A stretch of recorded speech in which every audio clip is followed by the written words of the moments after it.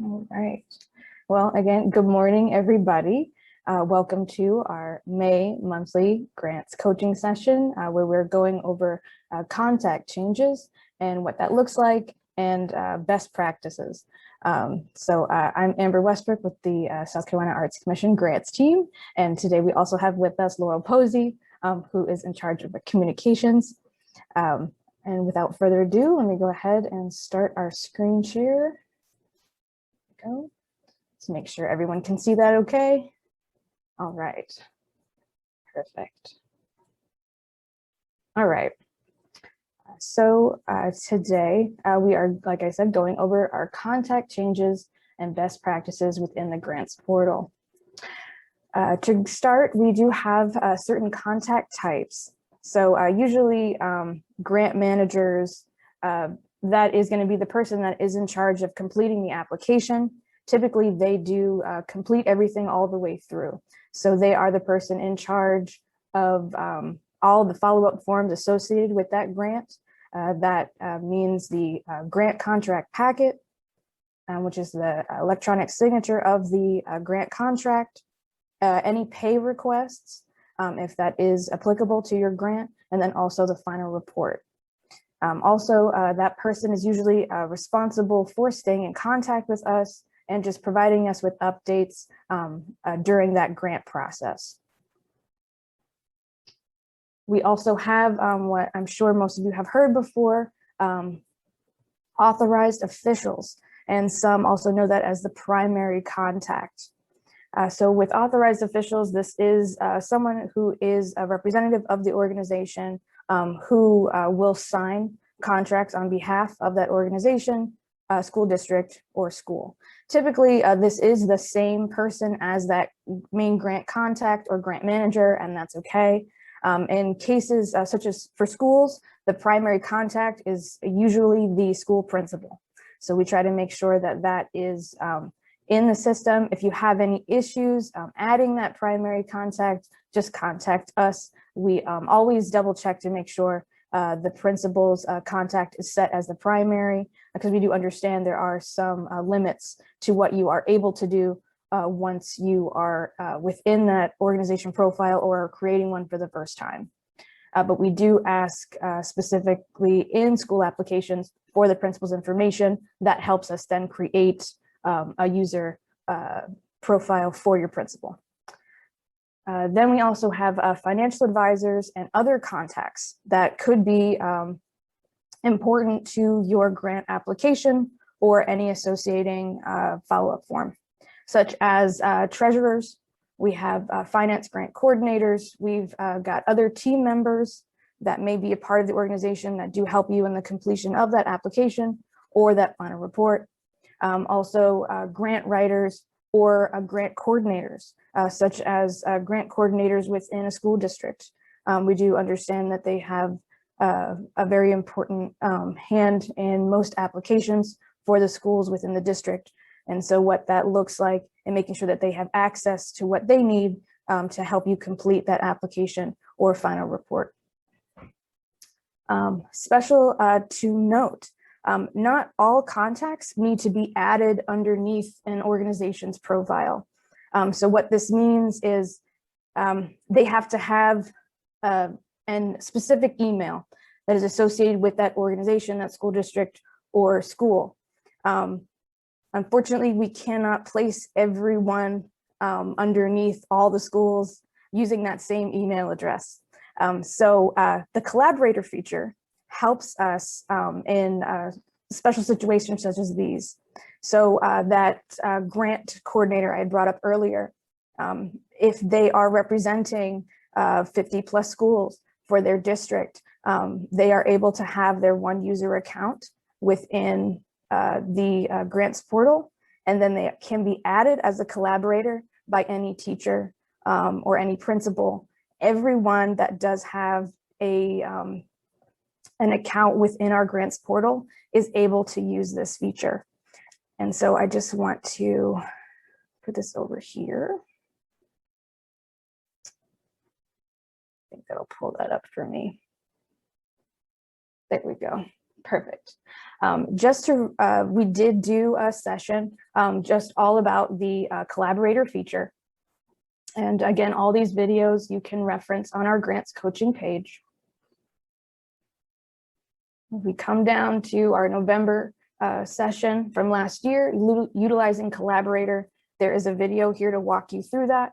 We also do have a PDF guide, which we can email you if you do have any further questions on how that works.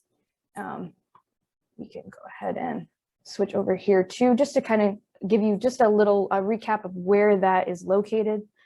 If you are within your application, your final report, you'll always have this collaborator button up top.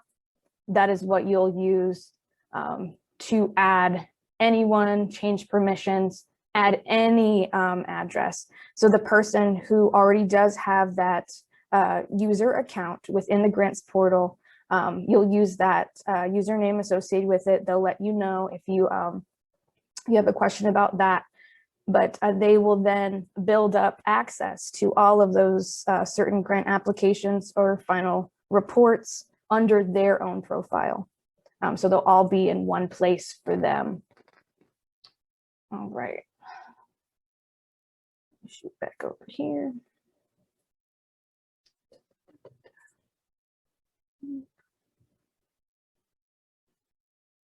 Just a moment. There we go. There we go. All right. Back in action. Okay. So if you need anyone added to your organization's profile, please contact us with the following information.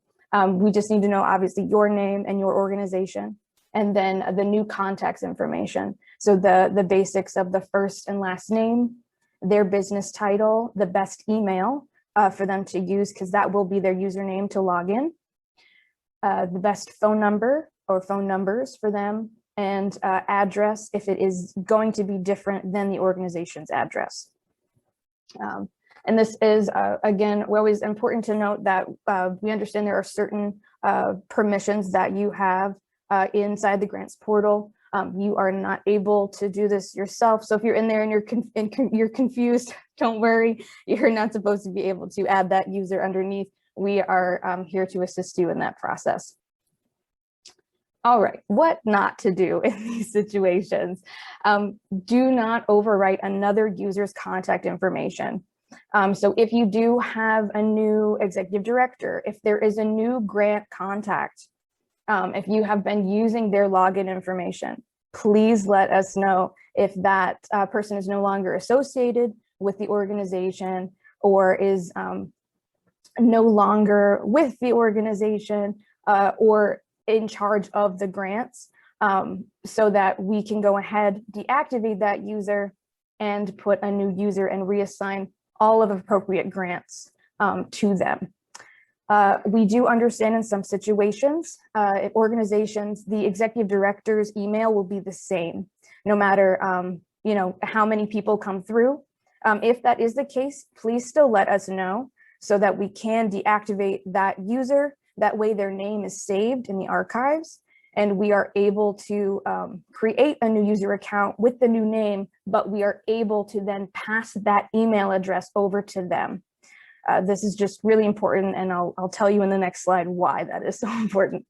Then do not create a new profile for the organization. If you do have a question about, oh, I don't know if we have one, I think we've had one, just ask us. I promise we won't hide any information from you. We want to make sure that you are set up for success under the organization's profile that is already there for you. Again, that's for school districts, any schools. I know this does happen a lot with schools as teachers do change or principals change over time. We are able to give you access to what you need. What to do instead? What I just said was to contact us, the grants team at grants@arts.sc.gov. And what this does is it helps prevent a loss of important grant history within your profile. This is a very important archive for us to also be able to give you information you might need later down the line, but it helps us keep a good track of the grant history, all grant contacts, and information such as that, even old addresses, etc. Loss of important communications. So this is, the grants portal is our main communication tool, just to kind of let you know what's coming down the line. This is applications available, pay requests available, anything that's past due, final reports, anything associated with the grant that you'll need to know and possibly complete. This is the best way to stay in contact with us to make sure that those emails are up to date. Canceled grants. Because of the lost communication, if anything was to switch over and we just don't know anything about it, we're sending information to the wrong person, that then could get into a sticky situation where things become massively past due, and we just need to make sure we are able to be in contact with you. And we do not like to cancel grants at all if possible, so please always contact us with any questions. All right, so we're going to go ahead, how to update your existing contact information within the grants portal. So this is someone who is still current, who's still managing the grant, and you just want to update your email address or your address, your phone number, anything such as that. So let's go ahead. Get over to that. Oh, sorry, we're just admitting a few more people here as we go through and wait for them to come in. All right. So this is our demo account that we typically use here for Kathy Lee. And so you'll see up at the top, this is the, we'll go back to the home for the applicant dashboard. There we go. All right, give it a chance to load.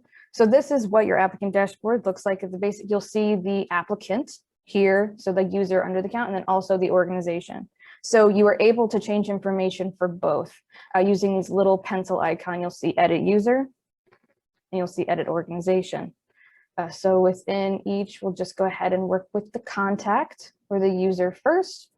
You'll see this information pop up. You can change anything you need to. We do have a new box here. This, of course, is optional, but any preferred pronouns that you would like to use, you can place them there. We do have a suffix, again, with your username. Make sure that there are no spaces before or after this email. Unfortunately, that is just a little special tip for this. It will not take those spaces out. It will include them, and then the email might bounce or it might not get to you. Again, your title, we do have an option for 2 numbers here, and then of course your address and all that information there. All right.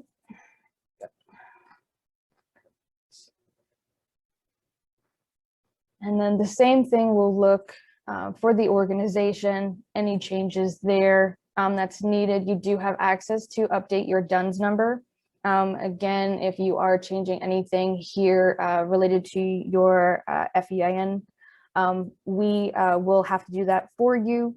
You are able to add that in when you first create an account, but you're not able to change it afterwards. So just make sure to contact us for anything like that.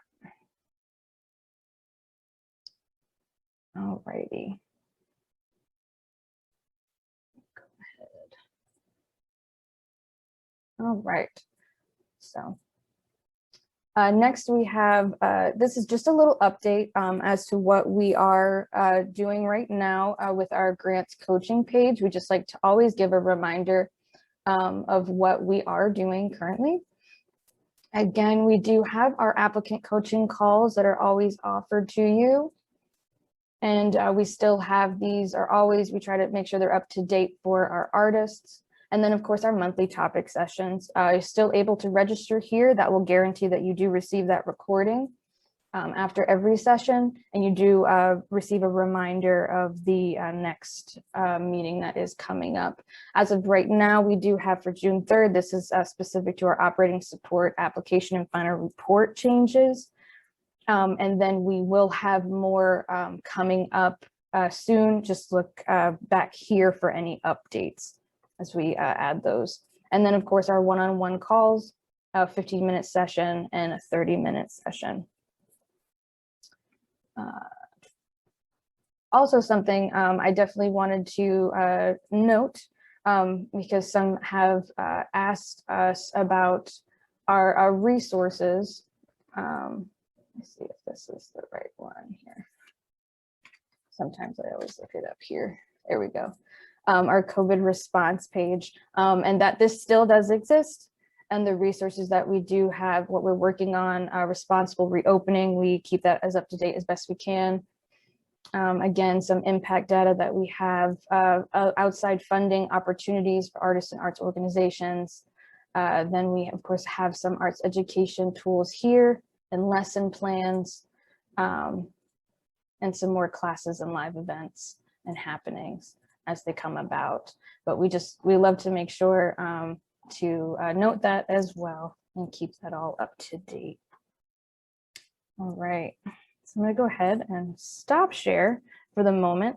If anyone has any questions, I know some of you did pop in a little bit later. I'm happy to answer any questions you have at this time. We are a small group, so you are able to unmute or you can pop any questions in the chat.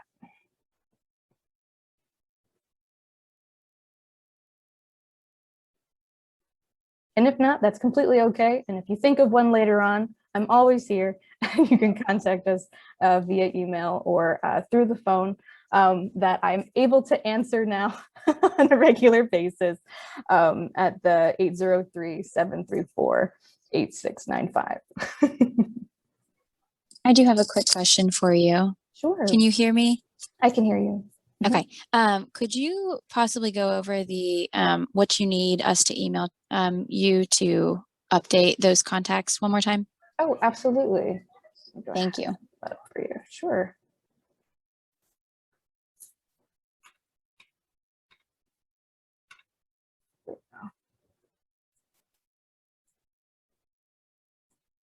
All right, I'll just leave this up here for a second. We'll make sure, of course, that our language is also reiterated within our website.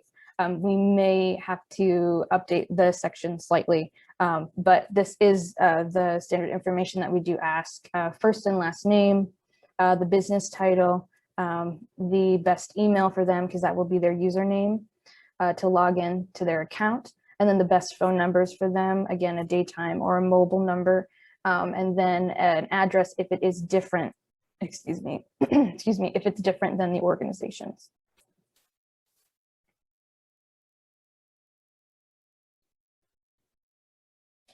Hello, and thank you so much for watching our monthly grants coaching session.